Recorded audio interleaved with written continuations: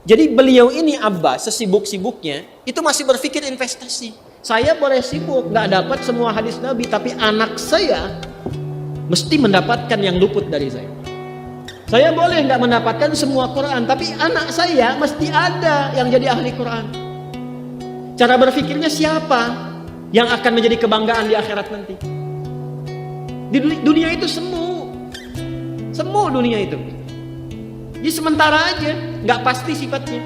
Perbedaan status sosial itu hanya istilah-istilah yang disematkan manusia saja.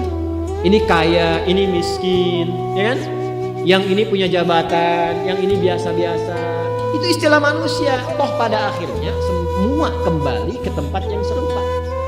Dan menariknya begini, yang kaya, yang punya jabatan, tetap di akhir hidupnya pengen punya gelar yang sama dengan yang miskin.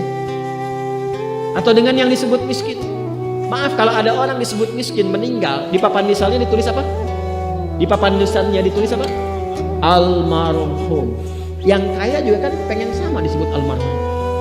Iya kan? Tuh. Jadi nggak ada bedanya setelah berpulang itu. Perbedaan itu hanya di amal saja. Itu poinnya. Maka kalau ada yang mengharapkan orang tua cita-cita membanggakan anak di dunia, boleh-boleh saja, tapi patut diingat itu sementara. Anda silahkan sekarang sekolahkan setinggi-tingginya, S1, S2, S3, S4, Lukuk 3, silahkan.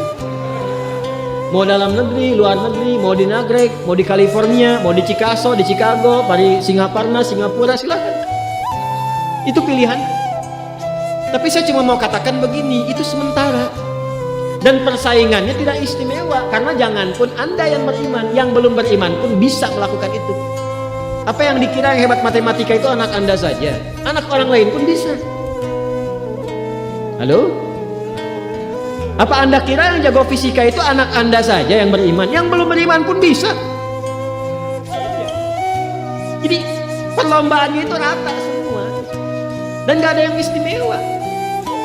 Kadang-kadang bingung ya, kenapa sih yang di dunia itu terlalu diistimewakan gitu? Mengistimewakan yang hilang itu gak ada kerjaan. Mengagungkan yang hancur, yang sifatnya fana, rasanya biasa. Apa yang mau dibanggakan sih? Dan yang paling menarik tuh begini, ketika meninggal gelarnya pengen sama dengan yang dianggap ringan atau rendah status sosialnya itu. Tadi kalau orang miskin meninggal gelarnya apa? Ternyata yang kaya pun pengen sama almarhum juga. Kalau rakyat yang meninggal di papan nisannya ditulis apa? Almarhum. Ternyata pejabat juga pengen begitu, sama juga. Saya belum pernah dengar nanti kalau saya meninggal tulis gelarnya almaun ya. Gak ada. Tetap almarhum juga. Jelas ya? Nah, maka yang dipikirkan tuh perlombaan yang sejati itu begini. Perlombaan yang sejati itu adalah perlombaan untuk kehidupan yang abadi, yang gak fana. Jadi kalau pada saat itu unggul selamanya, karena gak ada kematian lagi setelah itu. Itu yang dimaksudkan hadis Nabi. Kalaulah ada dunia ini punya nilai walaupun itu hanya bagian dari satu sayap nyamuk saja, ya, tentu tidak akan pernah Allah memberikan itu semua kepada orang-orang yang ingkar kepadanya. Karena kalau diberikan gak adil di situ. Ya, karena itu sifatnya fana, ujian saja, pada akhirnya kembali. Nah, Abbas itu mampu membaca itu. Ini kehidupan sejak di zaman jahiliyah loh. Awas ya. Di risalah Islam itu membimbing pengikutnya, umatnya untuk berpikir lebih cerdas, divisioner. Makanya jadi muslim itu mesti cerdas. Beriman itu membuat Anda lebih pintar. Saya tanya begini ya, maaf ya. Sekali lagi mohon maafkan saya kalau perumpamaan ini kurang menyenangkan. Kalau ada yang abadi dengan yang sementara, Anda pilih yang mana? Masa? Sholat itu untuk yang abadi atau yang sementara? Abadi. Baik.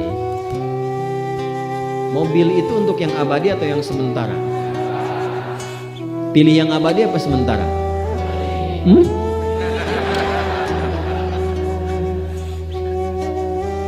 Di Kiai itu ada mobil Innova tuh. Siapa yang besok memilih tidak sholat subuh, pilihannya pilih Innova atau pilih sholat subuh? Ya yakin. Kalau saya pilih Innova dipakai untuk menghantarkan sholat subuh, nah, itu lebih bagus. Ya. Jangan dipotong sampai situ ya. Ya bisa aja kita pilih Avanza, bisa pilih Ferrari, bisa pilih Pajero ya. Awas yang punya pabrik Innova, Anda potong royalti kena. Paham?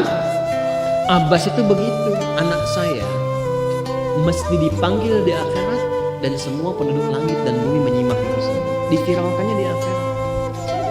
Viral dunia itu sementara, internetnya diputus gak viral lagi. Kadang-kadang yang viral kemarin kan sekarang nggak ada lagi, ya kan? Yang viral tahun lalu sekarang sudah nggak ada, ya kan? Jadi belum selesai kehidupan sudah hilang juga viralnya. Akhirat itu selamanya. Dan biasanya begini, kalau orang-orang yang diviralkan oleh Allah atas kehendak Allah itu abadi melintasi setiap masa. Jadi ada yang viral karena berita, ada yang viral karena doa dan kehendak Allah Subhanahu wa taala.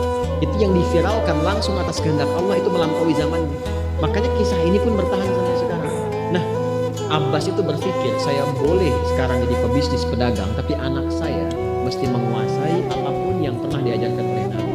Maka anak kecil ini sejak dini mengikuti Nabi. Sejak dini lekat dengan Nabi. Maka ketika Nabi tidur pun itu ikut berkunjung karena keluarganya. Nah, inilah yang didapatkan oleh kita hadis tentang bangun tidur. Jadi hadis tentang bangun tidur itu diriwayatkan oleh anak kecil yang umurnya belum genap balik. Main-main ke rumah Rasulullah, ke rumah bibinya Sayyidah Maimunah, ingin tahu bagaimana cara bangun malamnya Nabi. Itu diikutin sampai dilihat gimana bangunnya. Duduk dulu, kata beliau, duduk dulu. Kemudian mengusap dengan bagian tangan yang diduga bersih untuk menghilangkan bekas ngantuknya. Setelah itu membaca khawatimah surah Ali Imran.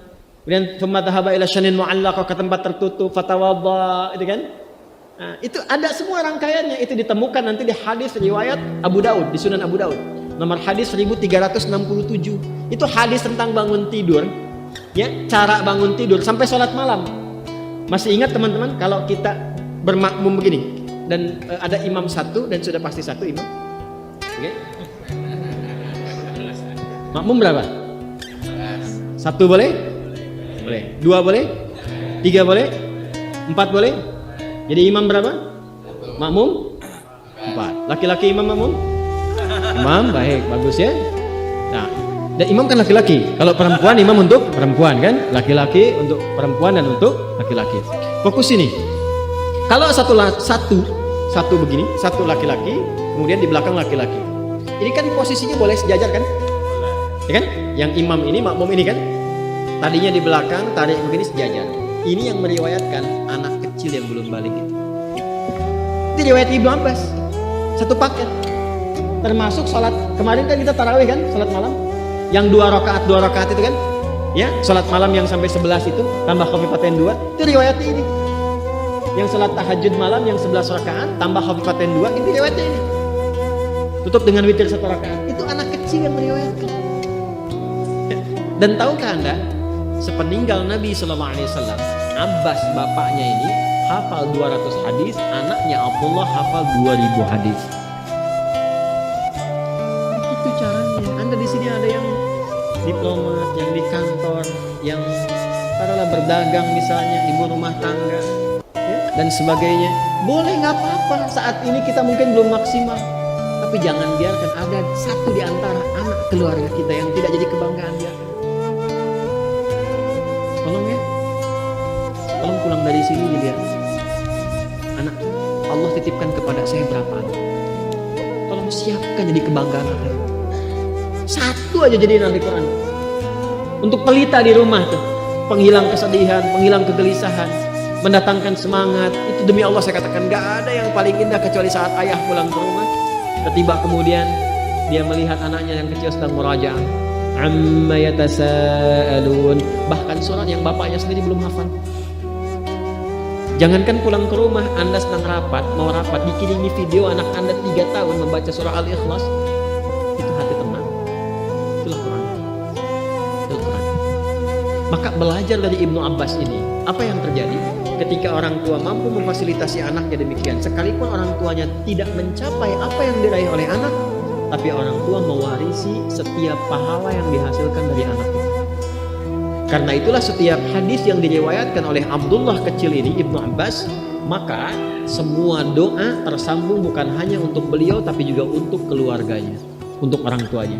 Karena itu kalimatnya bukan radhiyallahu ta'ala anhu tapi anhuma, untuk Abdullah dan bapak.